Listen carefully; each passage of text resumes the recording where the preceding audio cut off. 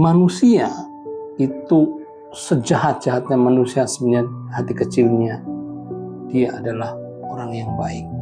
Ya, bismillahirrahmanirrahim. Sebenarnya Fir'aun, seorang raja yang dikenal sebagai raja yang zalim, yang telah membunuh anak laki-laki dari bangsa Yahudi. Dia adalah seorang raja yang kejam ya. Tapi ternyata di menjelang ajalnya, beliau kemudian baru sadar bahwa ternyata yang berhak dianggap sebagai Tuhan itu adalah Allah Subhanahu wa Ta'ala. Pada saat Fir'aun dan bala tentaranya mengejar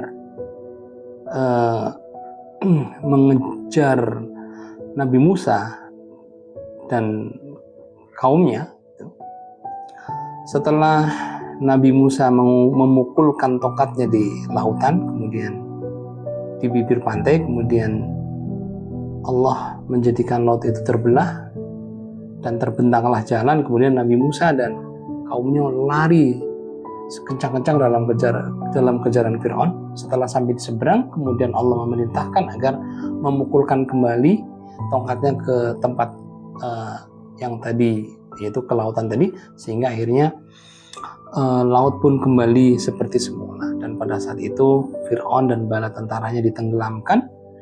Dan yang luar biasa adalah bahwa semua jasad-jasad yang ada itu hilang kecuali jasad Fir'aun. Apa yang terjadi pada saat benar-benar Fir'aun sudah berada dalam keadaan yang sekarat?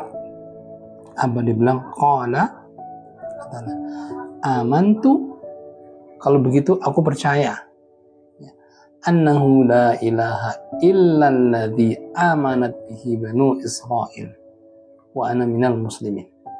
Ini kalimat yang keluar dari lisan yang dalam keadaan sekarat itu. Kemudian Fir'aun mengatakan, kami percaya, amantu, kami percaya, annahu, bahwasanya, la ilaha illalladzina amanat bihi banu Israil, bahwa aku percaya tidak ada Tuhan kecuali Tuhannya yang disembah atau yang diimani oleh kaum Bani Israel, tentu yang dipimpin oleh Nabi Musa.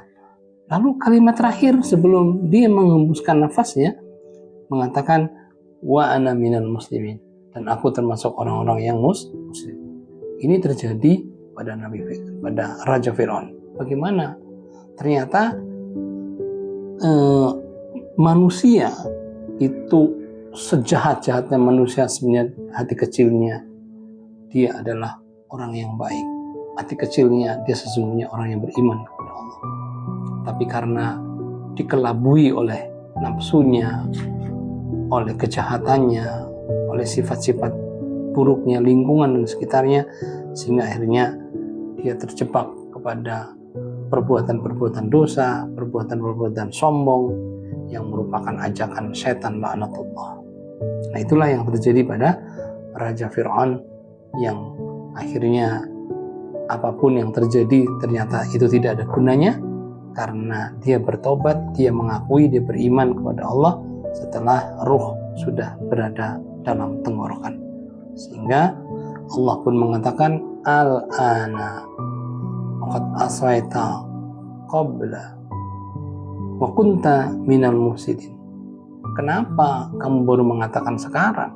Al-ana waqad asaita qablu wa kunta minal mufsidin. Kenapa kamu baru mengatakan dahulu? Kenapa tidak dari dahulu kamu mengatakan itu? Dan kamu termasuk orang-orang yang membuat kerusakan. Berapa banyak korban, jutaan nyawa yang melayang akibat kebijakan-kebijakannya. Tapi di menuju ajalnya dia sadar, tapi kesadarannya itu sudah sia-sia. Maka mari kita berusaha untuk selalu bertanya kepada hati kecil kita, ya, agar kita tidak terus-menerus terjebak ke dalam perbuatan yang salah. Iftati qalbak, mintalah fatwa kepada hatimu. Yuk kita terus-menerus berusaha untuk selalu menggunakan hati nurani kita ketika kita akan bertindak, ketika kita akan berbuat. Wallahu a'lam. Assalamualaikum warahmatullahi wabarakatuh.